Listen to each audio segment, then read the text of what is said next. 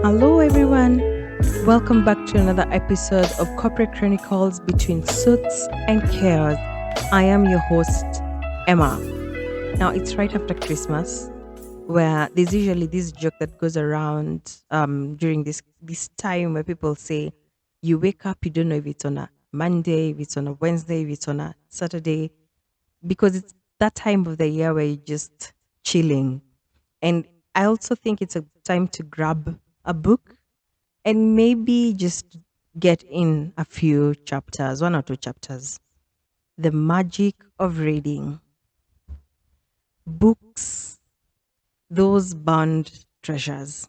They have a way of transporting us to the worlds unknown, unlocking the mysteries of the universe, and expanding the horizons of our minds. So, here at Corporate Chronicles, we are unabashed book lovers. And today, I want to take you on a ride into a book that I find as one of those books that you must read if you're in the corporate space. And you know, at Corporate Chronicles, we are everything about corporate and life. We love to read. One of the reasons why we want to read is because to us it's not just a pastime. It's a gateway to limitless knowledge and creativity. Every turn of a page is usually a new adventure. And so today, I am taking you back to Beyond the Covers Book Club. If you have been with me long enough, you know I hosted a show called Beyond the Covers Book Club. And there's one interview that we did of a certain book called Leadership Beyond the Boardroom. And I was privileged and honored to sit down with the esteemed author of this book, Dr. Fred Mugambi. It was an absolute honor to delve into the pages of this transformative masterpiece and engage in a conversation that to me unearthed a treasure trove of leadership principles applicable far beyond the confines of any boardroom. So Daktari illuminated the essence of true leadership, going beyond traditional paradigms and exploring the intricacies of leading with purpose, with empathy and innovation. And so we navigated through the chapters of wisdom. He explored how leadership extends beyond titles and authority, embracing a holistic approach that resonates with every facet of our lives. He gave us a little bit of his life story from where he started as a farm boy to where he is today. And that is why I felt like I would bring this conversation to Corporate Chronicles because this book, Leadership Beyond the Boardroom, is a book that you must all read. So as I usher in or as I give way to that recording that we did, I want to encourage us to open up our minds and our hearts once again to the wisdom within leadership beyond the boardroom. And remember to give us your insights. If you want the guest to come on our show again, let us know.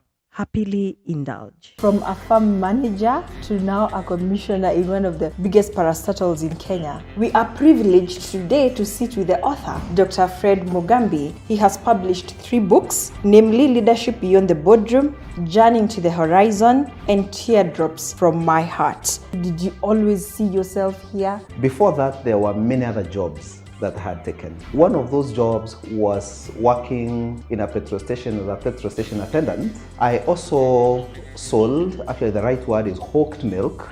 It takes effort, it takes strategy, and it takes selflessness.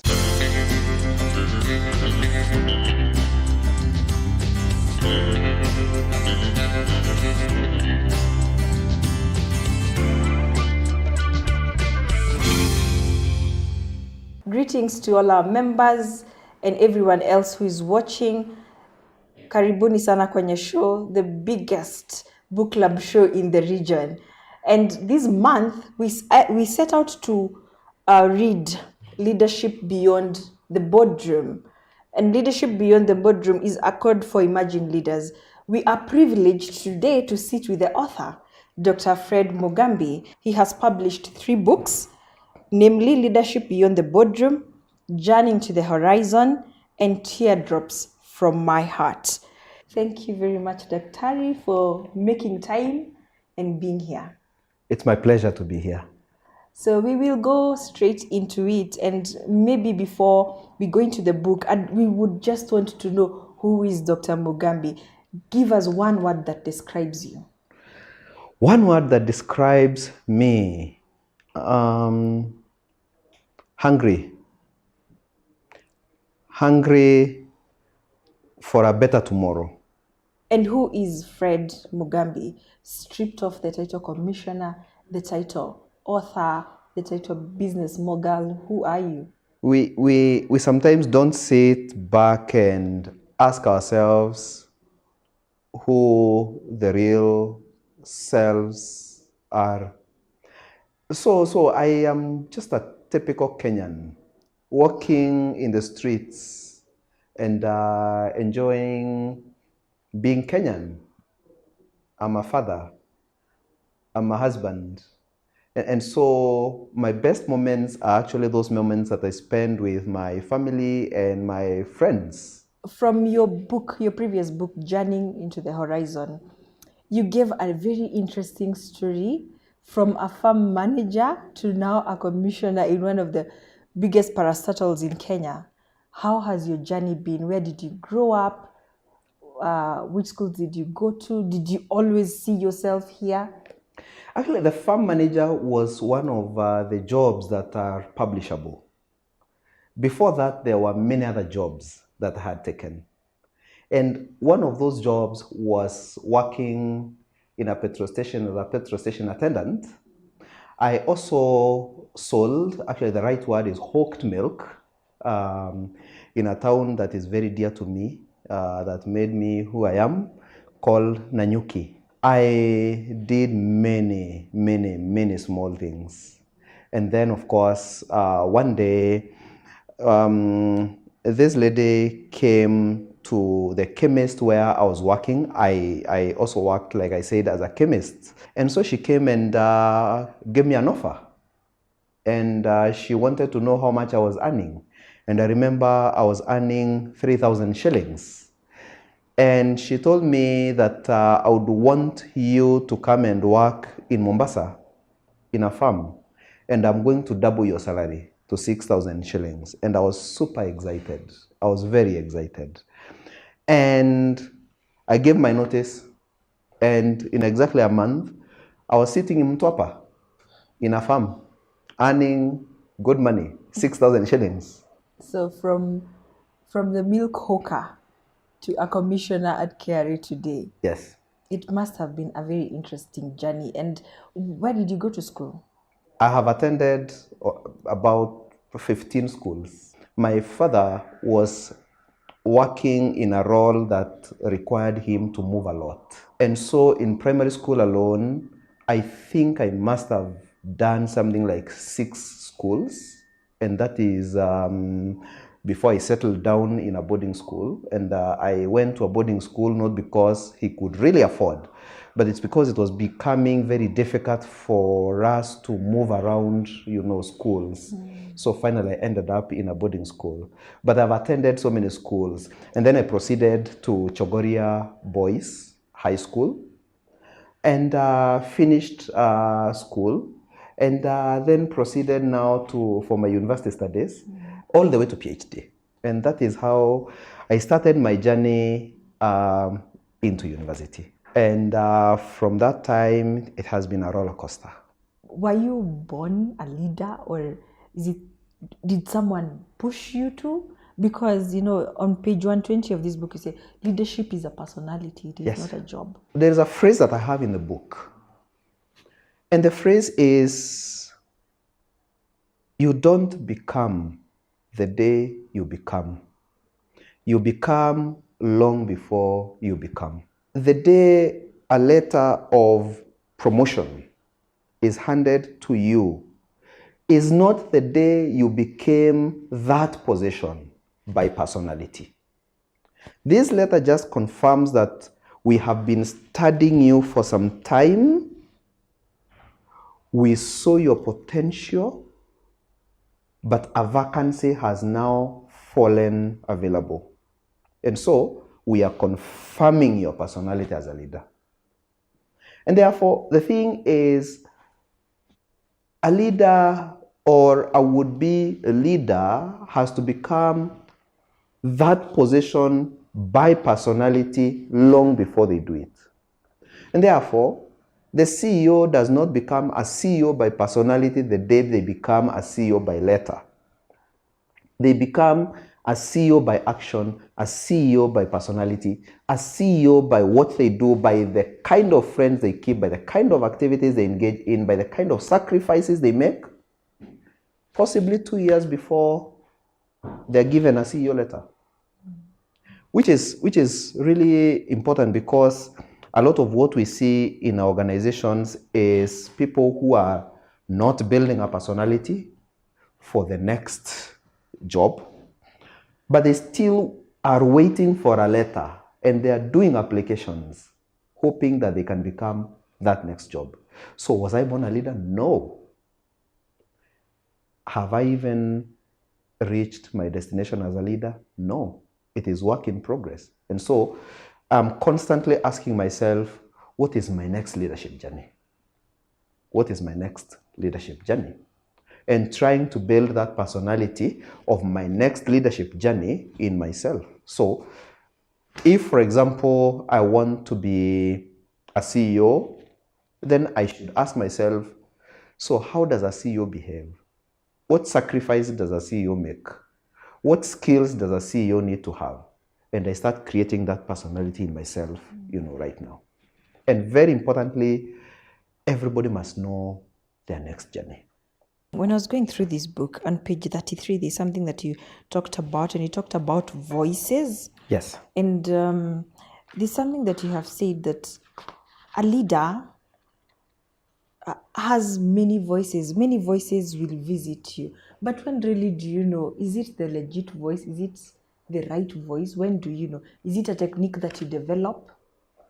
Actually, I want to read the paragraph that comes before the chapter heading. And it says that in the journey of leadership, many voices will visit you. Some will proclaim doom, while others will proclaim victory. Listen to both, but internalize the voice of victory. So yes, it is human nature to run through this dilemma between where I'm going and where I'm coming from. And sometimes where you're coming from tends to pull you back from where you want to go. So I hawked milk in a Nyuki. If I'm not careful, that then can pull me back and tell me, this is what you're worth. And so those voices will come. There are voices that will come to you and tell you you're inadequate. You don't come from the right family. You are not properly skilled. You do not know the right contacts. But there are other voices that will tell you, well, you have run this race up to here, and if you connect dots backwards, they have all connected well. Then what stops the dots from connecting well moving forward? And so you are in a dilemma. And so that's what I'm trying to say, that it is important to listen to all these voices. But then it is important to decide which voices you want to go with. Learn from the negative voices, but run with the positive voices, because all these voices will come to you. It is human nature. It is human nature to feel inadequate, but also it is human nature sometimes to feel confident. It is human nature sometimes to feel overconfident. And so you must decide which are the negative voices and which are the positive voices. Learn from the negative ones, run with the positive ones. You know, Dr. I cannot repeat that because of We know where you come from. where I can't repeat that, but I know I know they have had it. Now, managing relationships. Yes. You know, it's a very delicate balance in leadership, because sometimes you have to make the hard decisions. Yes. Yes. And dealing with difficult people. Have you experienced that in your journey? Yes, definitely. And by the way, when you talk of difficult people, there is the other side as well. That sometimes you're dealing with very good people. And so it's not that you're always dealing with difficult people, but in every environment you'll find different personalities. Sometimes people are not difficult because they have made a conscious decision to be difficult. Sometimes people are difficult because they do not know better. Because that is the personality their environment has created in them. Sometimes people are mean because they come from a very difficult background.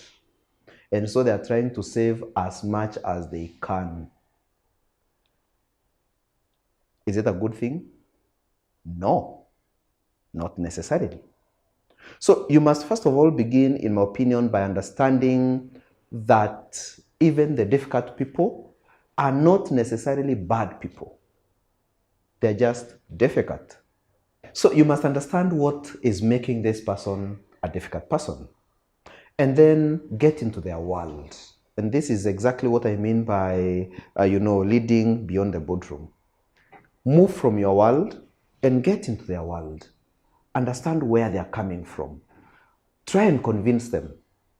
Of course, sometimes if the reason they're being difficult is a decision to be difficult because of factors or things that they want to achieve by being difficult, then unfortunately as a leader you also have a cane that you can use.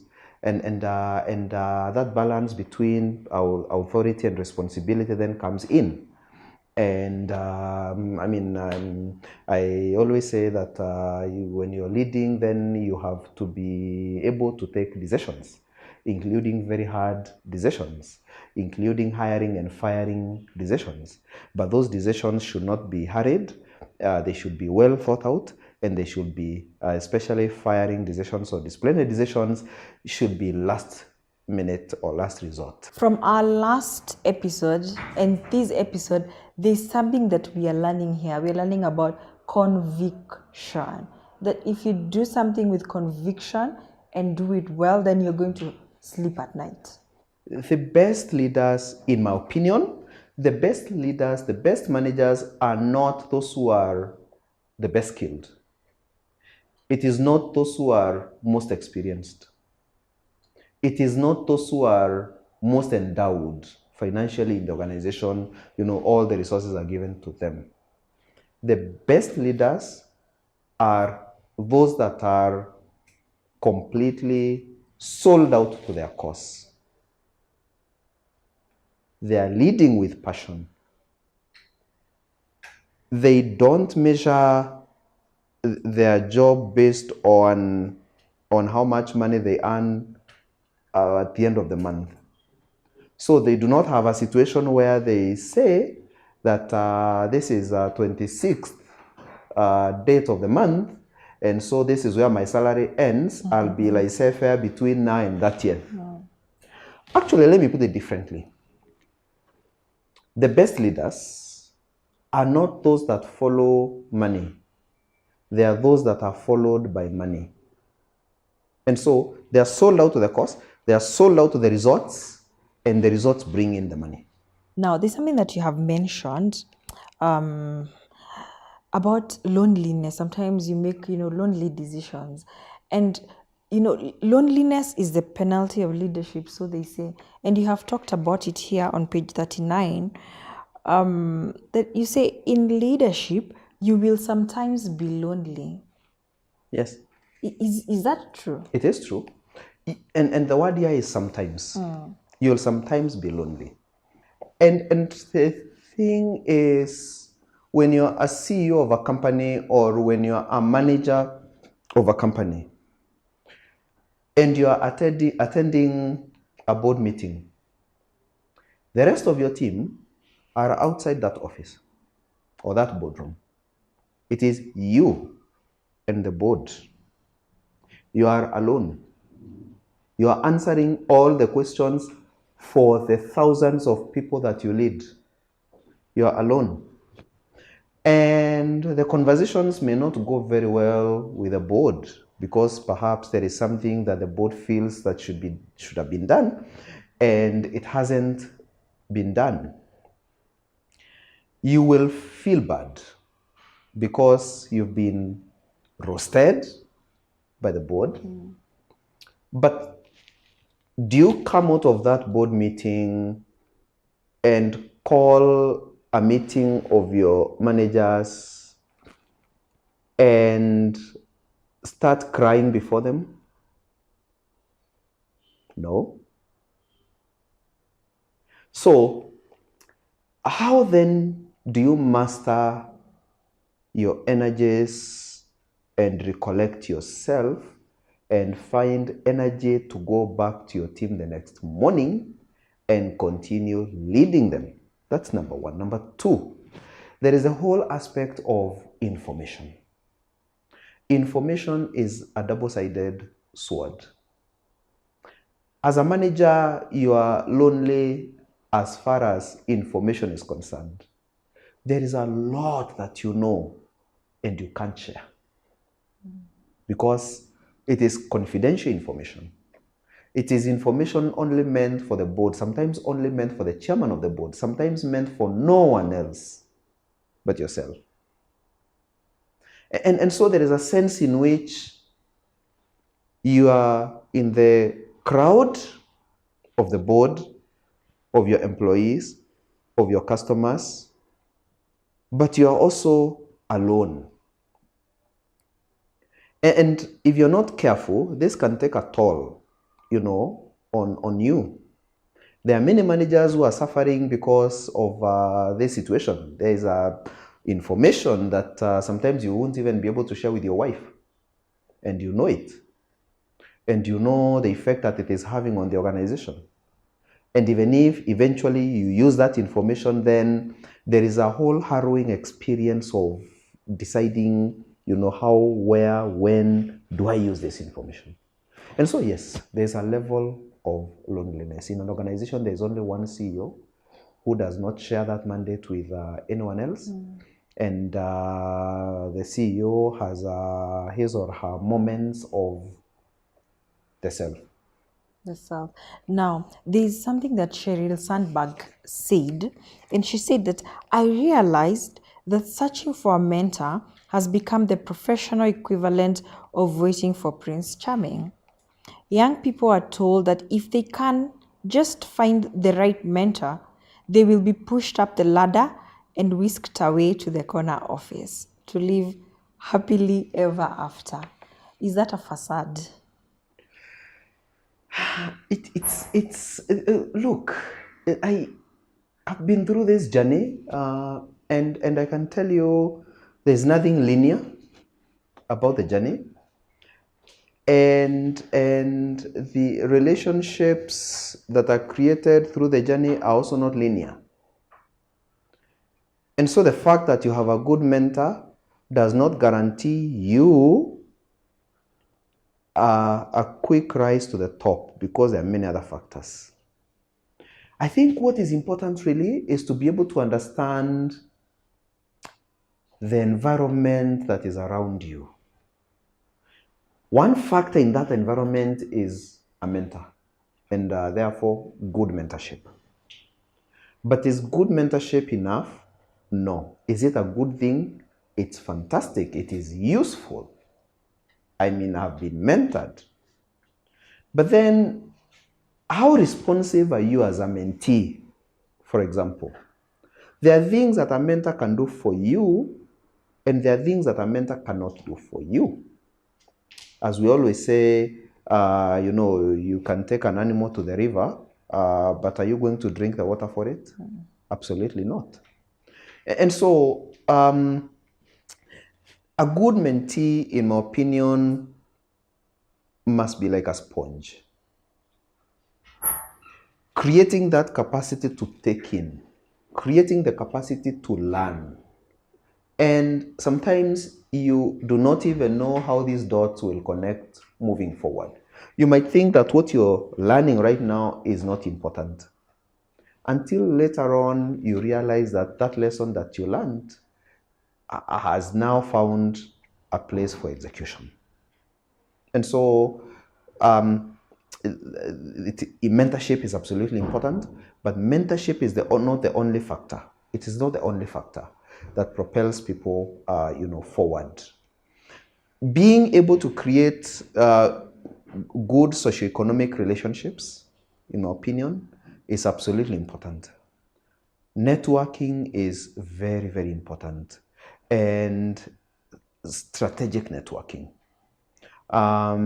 Knowing exactly what you're going through and being able then to be in control of that. IQ, EQ, in this regard, being able to manage your emotional self, knowing that sometimes people will tell me off, but that does not mean they hate me, even in the organization, and being able to be logical about the conversations that people have with you, so that then you don't apportion quick judgment and quick meaning, are absolutely important. Those are some of the factors. Some of the members, or most of the members of this book club, are a bit of the younger generation, 40 and below. And I know you will agree that this is a generation where they have grown up with the internet, so they know so much. They know so much. Do you believe in reverse mentorship? Yes, learning has no direction. Learning is non-directional. You can learn from a baby. You can learn from your boss. You can learn from an animal. You can take lessons from an eagle. You can learn from a river. You can learn from anything.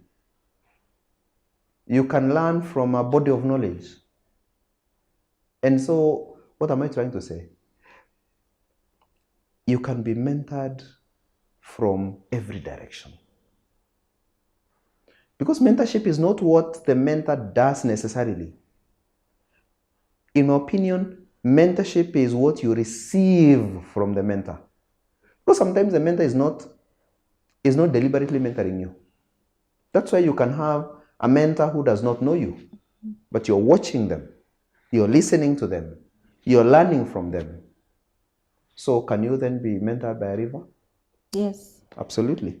Yes. And I can't remember who wrote this, but they say, we human beings are too full of ourselves. We think we are the best. We think, we are the ultimate, until you hear hyenas having their own conversation and wondering, who are these confused species called human beings? And so sometimes we just need to sit back and let the environment soak in us. Watch the birds, watch the trees, watch the rivers. Just be one with the environment and you'll learn a lot. I just want to mention something, Emmah, about networking, because I think it is absolutely important. You don't make genuine friendship by taking from friendships. You make genuine long-term friendships by investing in friendships without expecting back. That is how you get back. Now, you don't network in order to reap from the network tomorrow morning. It's really sad that, especially being in the positions that we are in, when someone requests to connect with you on LinkedIn, especially you talked about the younger generation, you know what the first message will be like. They saw you, they did a background check on you, they realized that you're a manager somewhere, and so they are looking for a job. And so they ask to connect with you, you accept. The first message is, I'm looking for a job. So because you know what these messages will be, you're not enthusiastic to connect, for example. I'm just using that as an example. Network with people, not for the sake of what you can get from them, but for the sake of the value that you can add in their lives. So for example, pick your phone and randomly look at the first 10 contacts that you have and ask yourself how much investment you've made in those 10 contacts. It will shock you that sometimes you have made zero investment in the lives of those 10 contacts. So then, how do you expect anything back if you're not investing in it? Now, on page 19, Yes. I like just going through, you have talked about the Delilah predicament. Yes. Yes. Where do you draw the line? The Delilah predicament. Let me read a statement. The last paragraph there.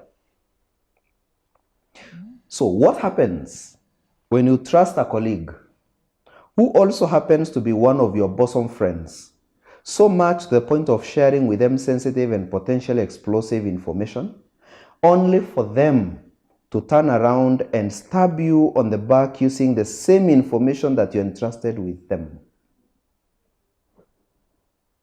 That is the Delilah predicament.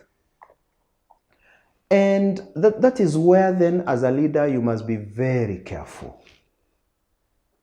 You must know that you carry with you a bit of power, and you carry with you a lot of information, and that this power that you carry with you and the information that you carry with you is like a gun with live bullets. It can be used to protect, but it can also be used to destroy. And there's a pattern. I don't know if you guys are seeing, there's a pattern in this book show. Believing in self. Yes. Our first yes. guest and our second, now you believe in self. Look, people don't believe in you. If you don't believe in yourself, we will see it and we will not believe in you. We don't read what you say. We read what we see. If you don't believe in yourself, we know it. If you are not passionate, we know it. If you're not passionate, you can't sell passion. If you don't believe in yourself, you can't sell believe in your idea. As we come to a close, yes, exiting the scene of leadership. Yes, and I love that one. When do you take a bow, or when do you, ride in a hot air balloon and land in a dignified way? I was writing this before I moved to my next organization. But I also want to read a paragraph. And this is an important paragraph in my opinion, about how you live and how you transition. I would like to be an ambassador of my current organization throughout my life. And true to that fact, I am a big ambassador of Jomo Kenyatta University of Agriculture and Technology, where I worked before. And now, a big ambassador of the Kenya Revenue Authority, where I proudly work. So, I would like to be an ambassador of my current organization throughout my life. That is the only way I can show appreciation for its contribution to my journey of leadership. It is actually possible to move to a different work environment and still love the former without affecting your affection and loyalty to the new organization. In playing my ambassadorial role, I will seek to build a mutually beneficial relationship between my future leadership station and my current station for the mutual benefit of the two organizations. And I continue to say, when my time comes to leave, I hope my bosses will remember to conduct that exit interview because I have a lot. Good and the not very good that I need to tell them about the organization and its leadership. I cannot talk about that until that day comes. This is because words are captives of time. They have different meanings at different times. But when I do the exit interview, I will tell it all to them with deep respect and in a constructive manner. I will tell it to them in a manner that will still hold the bridges together. For even in my new leadership station, I'll still need my current bosses. They have mentored me, but I believe their mentorship job is not complete. Such jobs don't come to an end. And therefore, you don't leave an organization and get done with it. You transit. It takes time. Transition is not a switch off, switch on arrangement. It takes time. And the two lessons that I'm trying to pass on here are, number one, transit in a way that creates better bridges between you and the previous organization, but possibly between the organization that you're leaving and the organization that you are joining. Lesson number two is leave lessons that improve the system that you're departing from and learn lessons in the new system that you're getting into. Now, Daktari, we like to have some little fun here. We get into the serious stuff and then now we have the fountain conversations. Oh, okay. I call them the water cooler. Yeah. So are you on TikTok? No, I should be. You should be, right? I should be. There's some very interesting things I there. should be. Now tell me something that is true about you that almost nobody agrees if you told them. Oh. Behind the veil of confidence, I have deep-seated fears. Really? I fear that one day I'm not around and my daughters need my hand. What would you do if you were not afraid? What would I do if I was not afraid? I would be very afraid. 3 people you would like to have dinner with, dead or alive. Oh, so I visited Zimbabwe some time back. And I organized to meet Oliver Mtukudzi before he died. And I got in touch with his PA. And we organized to have coffee because I love his music. And I wanted to learn from him. But unfortunately, I got a call later on that he was not able to do it because he had to travel urgently. Unfortunately, later on, he passed on. So I would have really wanted to have a drink with Oliver Mtukudzi. Why? Because I wanted to understand how is it that he's so chilled. He's so chilled out. And he doesn't seem to show pressure. I would love to have coffee with the former Prime Minister of Malaysia, Mahathir Muhammad. This is a guy who brought Malaysia from, that level of a developing country to the level it is right now. The third person is not a person really, but it's a group of people. So I love spending time, and I want to spend as much time, although I don't get opportunities to do that often, with small children. They don't know you are a manager. They don't know you are a CEO. They don't care. They don't understand the difference between a Range Rover and a Pro Box.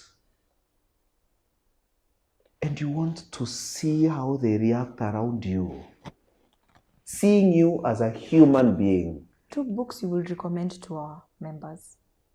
Wow. Of course, I love listening to podcasts, and so I'm almost transited into listening more than reading. It's not a good thing because then I'm not able to take notes. But then I'm on the road quite a bit, 1 hour in the morning, 1 hour in the evening. And so I listen to podcasts, and the book I'm listening to right now is the Daily Laws by Robert Greene. It's a very nice book, and so I recommend that book. But the other book, and this is a book that helps you to reflect on your personality, on your human self, is a small book, tiny book, which you can read in 2 days, called Man's Search for Meaning. 2 leaders that have impacted your life. 2 leaders that have impacted my life. Let me lump my parents together as one leader. So then I have an opportunity of talking about the other one. So my parents were disciplinarians. My fathers, they are still around, and I am really grateful to them for making me who I am. But they forced it into me, and I didn't have a choice, actually, because my dad didn't believe in family democracy. The other leader is the leader I mentioned, Mahathir Muhammad, former Prime Minister of Malaysia. He is an encapsulation of what selfless leadership can do to a country. And he helps us to appreciate that you're not leading for your generation. You're leading for the future generation. In the last 1 year, give me one habit that you have picked that has formed who you are today. Observation. I observe. And by observation, then, by observing, I've been able to make better judgments. And when you make better judgments, then you make better decisions. I want you to look into that camera and tell them one thing that they should remember. So, friends, life is not as complex and as difficult as sometimes people make it look. It is possible to achieve your potential, but it takes effort, it takes strategy, and it takes selflessness. It takes networks that you invest in. And so I think what is important is to know exactly what you want to do and what you want to be in the short term, in the medium term, and in the long term. Once you have that plan laid out, then you don't have to start making strides from the short term to the long term immediately. Take a step every single moment that takes you towards that direction.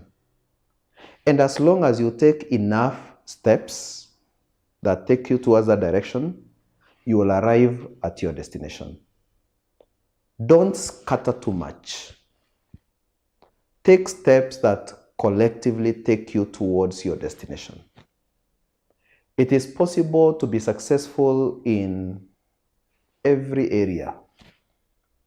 You can have the biggest car wash in the world with a series of 100 car washes, franchises. But it is also possible to have airlines. Both are successful. And depending on how you look at it, you might even realize that the guy who has many car washes, who has franchised them all over the world, might even become more successful than this person who owns an airline. Keep going is the message. Keep going. Keep going. The challenges will come in, sometimes insurmountable challenges, but keep going. So thank you very much, Dr. for Thank you for being here. And it is such an honor. Yes. When is your next book? I'm writing a book, and it's taken a bit long. Interesting book. The topic is likely to be Let Africa Go, because there is a sense in which we are shackled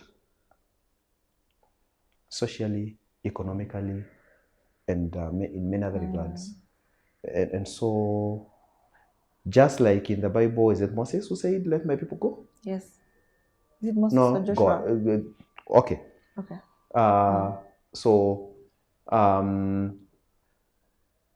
I want to say, let Africa go. And Beyond the Covers will be here to sit and chambua it kama kawaida. I hope that happens soon. It is going to happen soon, because we are a people of faith. Yes. Thank you very much for listening to us. You can get us on Spotify, on Apple Pods, on Google Pods, on Castbox, on any platform you get your podcasts, and on our social media pages. Thank you very much. This is Emmah, Corporate Chronicles, between sweets and cares.